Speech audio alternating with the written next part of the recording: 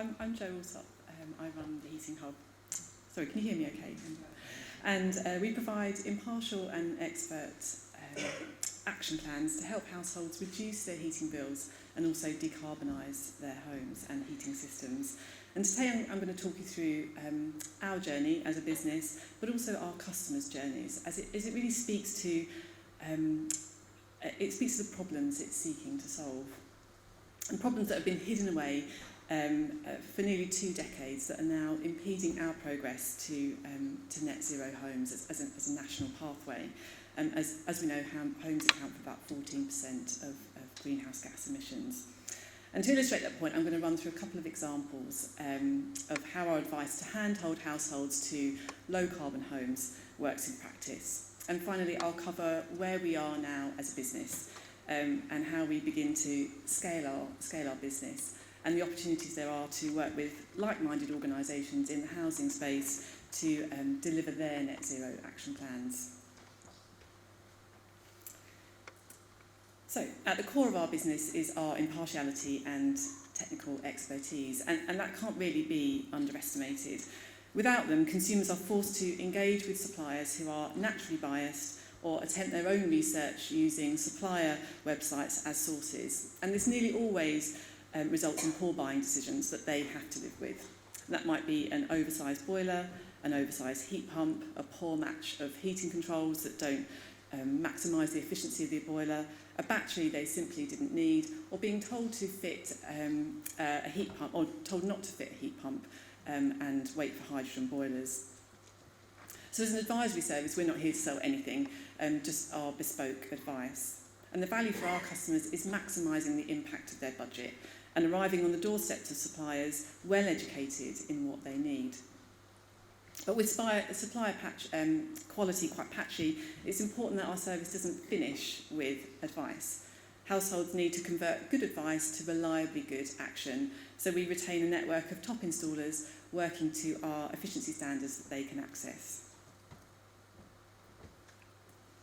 So we relaunched our business in its current form in November 20, in the middle of a pandemic, shortly before a second lockdown, and with more uncertainty of what the future looked like than ever before. We took a leap of faith that an ethical business model that put consumer interest first would fly in a sector driven by self-interest, volume sales models, and a long history of quietly shortchanging households on promised efficiency and product lifespan. We'd started work on the new model in January 20, then blissfully unaware of how different life could be. We were already trading as an impartial information site, and we attracted about 500,000 visitors to the website each year, and we had a network of reputable businesses who were paying to be listed on the site. What had become clear is that consumers were looking for more than just a reputable business. They wanted honest and often technical advice that addressed their specific circumstances. This learning from the early model coincided with my journey to understand boilers and heating controls better. And this led me to a grassroots group of installers and industry professionals who saw the industry as it really was, 100% focused on selling another boiler, no emphasis on training, and no concern for performance in the home. Whilst the industry was and is safe, it is not concerned with the efficiency or the longevity of its products. In fact, success is measured on the endless and usually premature replacement of boilers, which has led to an enormously inflated boiler market. Not only were households paying too much and too many for fitting too many boilers, they were also suffering with higher running costs. But cheap gas masked inefficiency, and boilers still work even when they're set up really badly.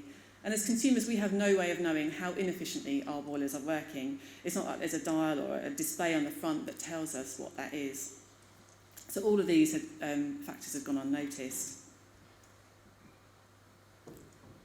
When we launched with our consumer-facing model, it was with a sense of trepidation really around the messaging across our website. 99% of installers have not been trained to specify or set up condensing gas boilers to run optimally. That was our survey. Boilers are not A-rated out of the box. Most are C to E rated in the home, just 75 to 85% efficient, instead of the 92% efficiencies that we're promised. And that's an Energy Savings Trust study. 1 in 4 boiler replacements could be avoided if we replaced our boilers in line with Germany, That was analysis of gas sales, boiler sales versus boiler stock. And boilers should last 22 years, according to an EU report, not the 10 to 15 years as stated by all manufacturers. We were very much forced to be educator and advisor, as these facts had been and outcomes had been hidden from consumers, and we had to communicate the problem for them to know the value of our services. Of course, we were largely ignored by incumbents. Why draw attention to a startup with no profile and low chances of success, no matter how damning their evidence-based messaging? For our part, sitting quietly under the radar suited us. The plan was to learn from the live model, streamline and develop our processes as we went, and build the elite installer network. And that's a process that continued for 2 years, a solid 2 years of rinse and repeat business model building. But it has resulted in services that meet the needs of consumers, who it transpires are very happy to pay for impartial advice.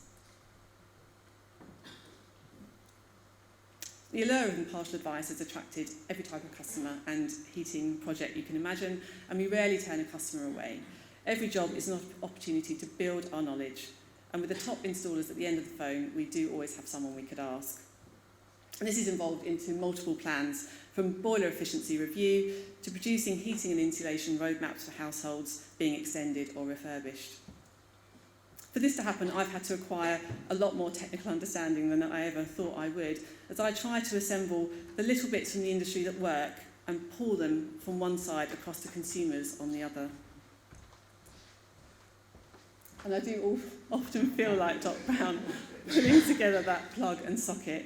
I've become a conduit for searching out and harnessing the knowledge of the industry from the very best in the industry, because it does exist tucked away in quiet corners, doing great work, and connecting them with the consumers in search of it. We've essentially built a model of how the industry should work, but it's going to take time to grow to a size where we can supplant the prevailing national low standards.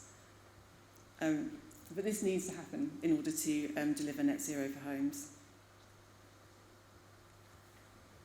So I'm just going to go through how our services work in practice to reduce fossil fuel use for everyone and to help households make smarter decisions that encourage the transition to low carbon homes. For most homes, we provide a roadmap, or at least the first step of the roadmap. What we cannot do is risk a national paralysis, where households delay transitioning because they can't fit a heat pump today. Due to market and regulatory failures of the last 2 decades, everyone can reduce their gas or oil consumption and avoid buying more embodied carbon under step 1, and that's our starting point. However, many customers come to us ready to jump into step 3, and we are here to make sure that happens to a high standard. And just to be clear, air source heat pumps are our immediate low carbon heat source. Anyone who wants to decarbonise their heating systems today should move to a heat pump, space permitting. Talk of hydrogen boilers is a distraction. So the best way to illustrate the need for and the value of our services is to show you how we respond to a couple of typical experiences. And the first is someone coming to us with a broken down boiler. And the second is the owner of a big 5-bedroom house who wants to fit a heat pump but has no confidence in the installation companies who have attended. So I'll start with the broken down boiler, which is a 14-year-old Valent boiler, not working, and they've been told to change it as it's coming to the end of its life. But before you can really appreciate the value of our advice here, you too need to understand just a little bit about why boilers are not reaching their efficiency potential.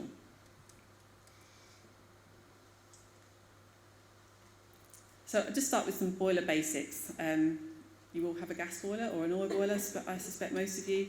And there are 3 types of boiler, either a combi boiler, which produces hot water instantaneously, or a system or a heat-only boiler, which works with a hot water cylinder.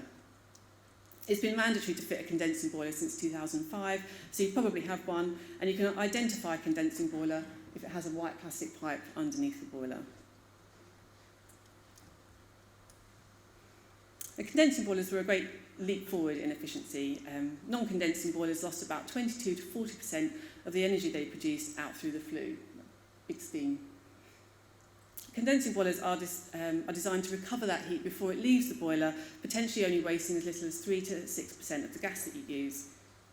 But they can only do this when they operate at a lower flow temperature. And by flow temperature, I mean the temperature of the water that leaves the boiler to go off to your radiators. And this is because at high temperatures, the waste heat leaves the boiler as steam, and it cannot be recovered through the boiler. At a low temperature, it turns back into liquid inside the boiler and is recycled into the heating system. In the 17 years that they've been mandatory, we have failed to appreciate that condensing boilers are low temperature systems. Most boilers are left at their factory settings of about 80 degrees. This is too hot for the boiler to enter condensing modes where efficiencies ramp up quite rapidly. You can see the tick upwards. Flow temperatures need to be set around 60 degrees or less to get into the higher efficiencies of the boiler. And the good news is about 72% of homes can stay warm on a January day at 60 degree flow temperature. And that's why there's been a campaign to reduce the flow temperature on a combi boiler, which is a boiler without a cylinder, as this is something you can do safely yourself to save money. And there are resources on my website to show you how to do that. Boiler inefficiency has been further compounded by the routine oversizing of boilers and weak regulations that continue to permit basic heating controls. Boilers should be sized to the maximum heat loss of the home, for which the vast majority of homes need about 6 to 10 kilowatts on a sub-zero day. Only this week I advised a customer who'd been told by British Gas and a local independent that she needed a 30 kilowatt boiler. Her heat loss was 8.5 kilowatts. Had she proceeded, and many do, she'd have paid an extra £364 for the boiler, a 30 kilowatt over a 12 kilowatt, and an extra £421 to replace the boiler with a bigger pipe for the gas. So a total of £785. The boiler would have cycled excessively, and with the basic heating controls proposed, which do not automatically adjust the flow temperature, it would have proved little more efficient than her outgoing non-condensing boiler at 75% efficiency, which would have cost her another £147 per annum in gas. So it's a nice little visual explainer. A good boiler runs smoothly like a car running along a motorway. A bad boiler is like the stop-start of town centre traffic, cycling on and off, expanding and contracting, burning more fuel. So back to our 14-year-old Valent. Well, with a 22-year lifespan, the boiler has 8 years left of service to give, more than enough time to wait for the price of heat pumps to come down. A fixed price repair was £300, much cheaper than the £3,500 to replace it. And with our efficiency check service, we recommended £450 worth of work to achieve motorway efficiency. So a total cost of £870, including our fees, and a saving of £147 or so over an oversized, poorly set up new boiler.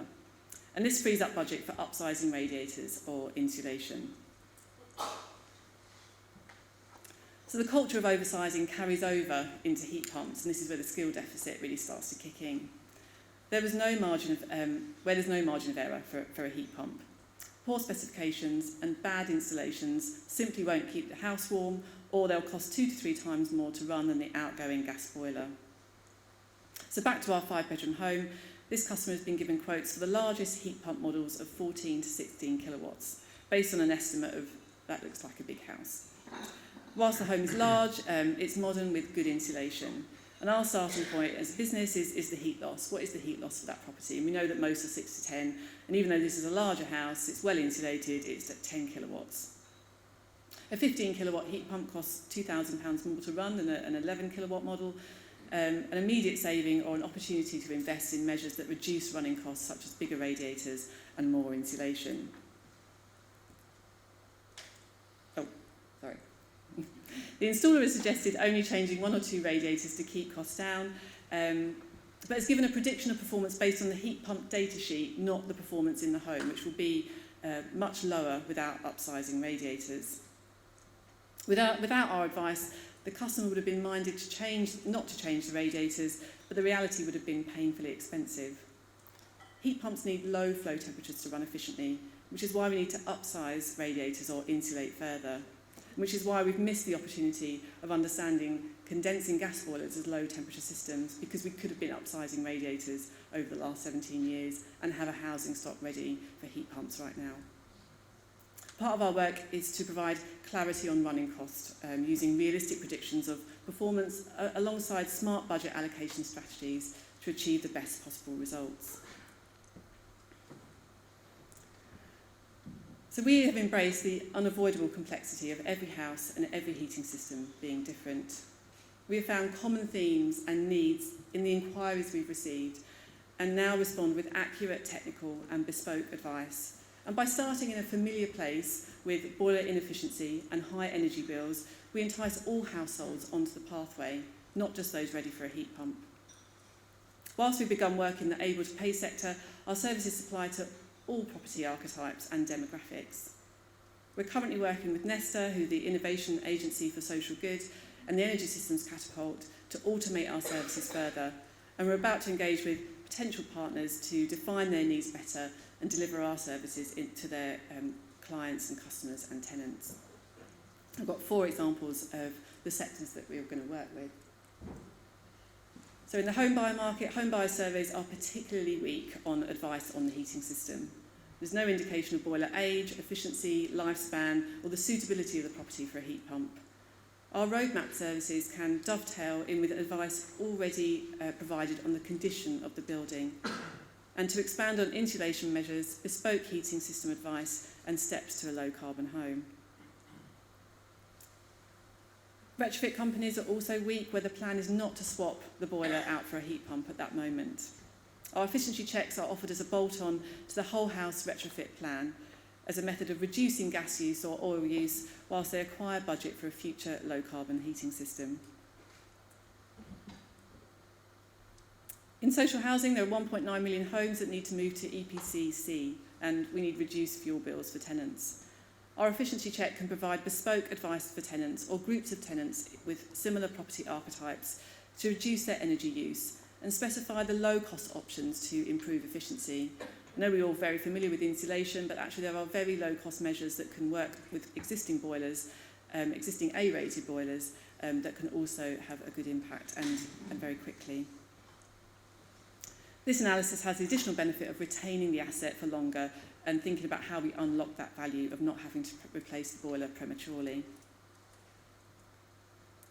With 5.4 million people working from home, we want employers to be able to help their staff lower their household bills. And our efficiency checks are a good fit for local authorities or under corporate social responsibility policies. There's not one single organisation that can deliver net zero, but we can do it together. We see ourselves as enablers, enhancing the good work of existing sectors that need to deliver the decarbonisation pathway.